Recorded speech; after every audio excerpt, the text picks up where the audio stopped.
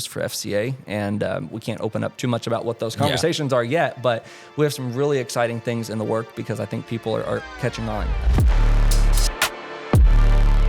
Welcome back to another episode of Andy's Talk. Today I'm joined by a good friend, and actually, you guys know Connor. This is Connor's brother, Donnie. Donnie, how are you today? Good, man. How are you? This is impromptu. I texted you like 20 minutes ago, so I appreciate you coming on. Hey, we fly by the seat of our pants most days. That's what I like to hear. So tell me a little bit about what you do.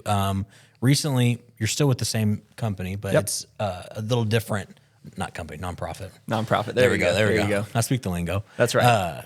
You switched titles a little bit, so tell me about that. Yeah, so I've spent the last 2.5 years kind of working more in a regional role with the Fellowship of Christian Athletes, FCA. So I've been doing that for the last 2.5 years, and then here in the late fall, shifted to come back more local, eliminate some travel, get to spend a little bit more time with the family, but also really to help launch a brand new initiative that FCA has really worked on over the last couple of years. So the new title would be FCA Sports Director. So when we're talking FCA, it's known traditionally as that campus ministry. We've been very active. Actually just celebrated 70 years of ministry since 1954. FCA has been in existence, and traditionally we're known as that campus ministry. So here locally, there's 30 plus middle and high schools in Clark, Floyd, and surrounding counties that have an FCA chapter or huddle on campus. And then the sports initiative is where we've kind of just watched those trends over the years, and you're super familiar with it. I know that we are seeing more and more kids not participating as much in the school-sponsored sports, if you will, and a lot of them are now playing in outside non-school affiliated sports programs. So league sports, club sports, all of the above. So when we talk FCA sports, we're talking about those league and club sport initiatives. So here locally, we've not had any of that. So this is kind of what the switch was for, to come local, to get to start and launch some of these FCA sports activities.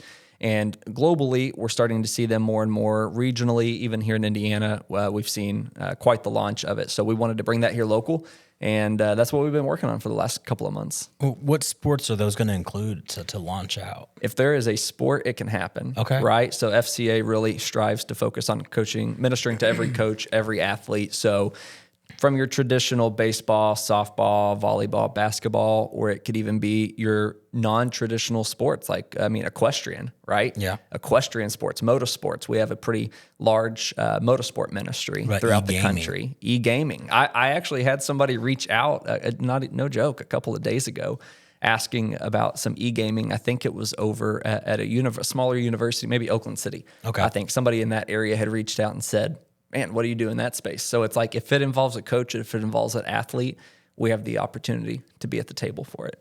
All right, now let's reverse some. You are local to this area. You grew up here. What is your background? Where'd you go to high school? Where'd you go to college? Tell me about that transition. Yeah, so graduated from Charlestown in 2012. So been a long time, lifetime resident of Southern Indiana, pirate for life. So, working in a ministry where you get to go into a lot of schools. I was just in Silver Creek the other day, and that kind of it makes me bleed a little bit on the inside.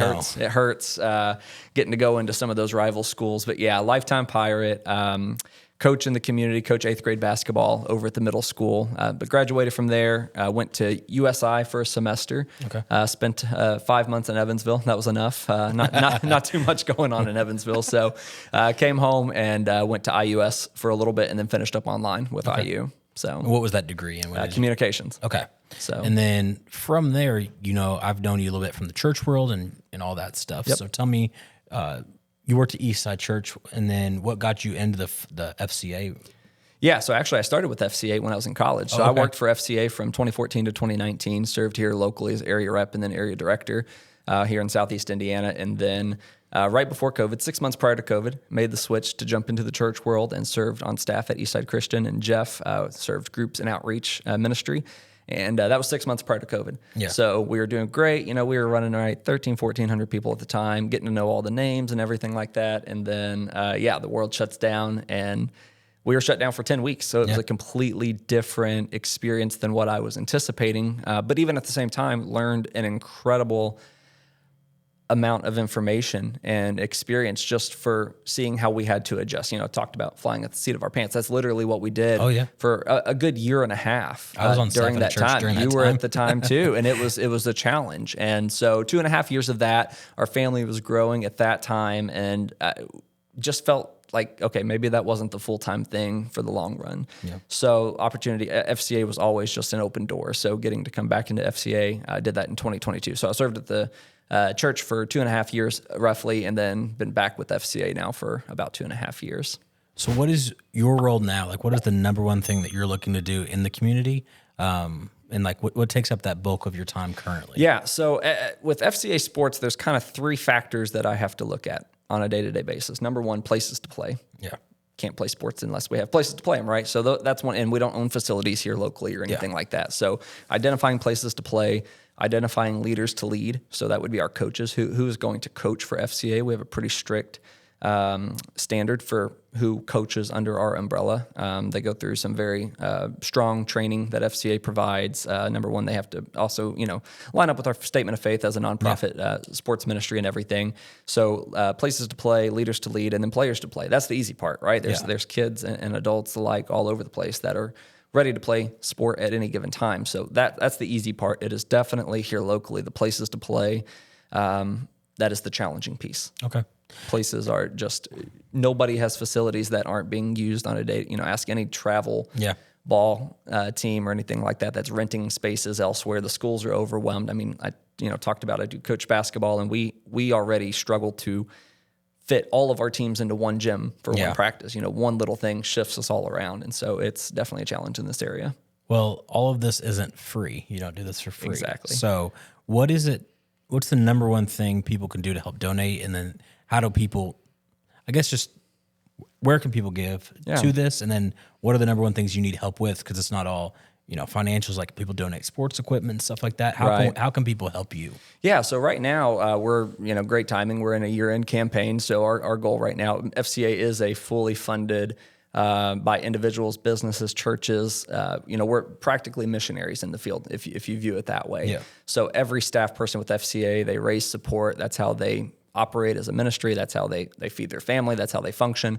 So that's the boat that we're always in constantly. You can never raise enough funds, right? That's always the thing that's needed. But outside of that, a couple of the things that those funds that are trying to be raised right now are accomplishing are, number one, growing our staff. Because we're fully funded by others, we need those funds to be able to help increase the staff that we have here locally. So that's actually, as of this morning, just met my year-end goal, which I was super pumped about and couldn't believe. $25,000. We had a campaign for for November and December, and just got a text this morning and we hit it. Nice. So Congrats, we're at that. So that's going to allow us to bring on an administrative assistant here at the beginning of the year and the early parts, and allow us to grow the team here locally. But then outside of that, the best way that people can help FCA get connected in the community are, number one, connecting us with people that desire to be involved. The number one thing that I'm looking for, Braden, people that love sport, but they want to do it differently than what's being done right now. Yeah. That's why we exist, right? Because we're not just starting another sports league. There's plenty of those out there. Yeah. We can go to any city around us and there's a sports league of some type going on.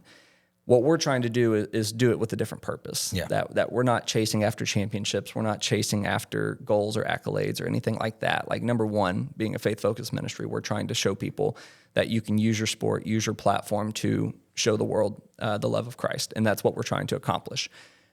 But right now we're in a culture, in a society where sport is worshiped. It's idolized. Kids are just chasing all the wrong things that are leaving them unfulfilled in life and without hope. And we feel that we provide that message of hope through what Christ did for us on the cross. But leading us to those people and just opening those doors and networking with, we're constantly networking all day long, every day, with who can we connect within the community that currently coaches, maybe has a desire to coach but got burnt out. Because that's the thing that we're seeing too. Some people would love to coach, they just got burnt out because of the culture that they're in right now, right? For sure. So definitely the fundraising part, definitely connecting to local coaches and athletes who are wanting to participate in something like what we offer. And then, open doors for facilities. We've been really, over the last couple of months, evaluating where are there different facilities. And right now we have several really promising conversations going on with different people about some potential facility use for FCA. And we can't open up too much about what those conversations are yet, but we have some really exciting things in the work, because I think people are catching on.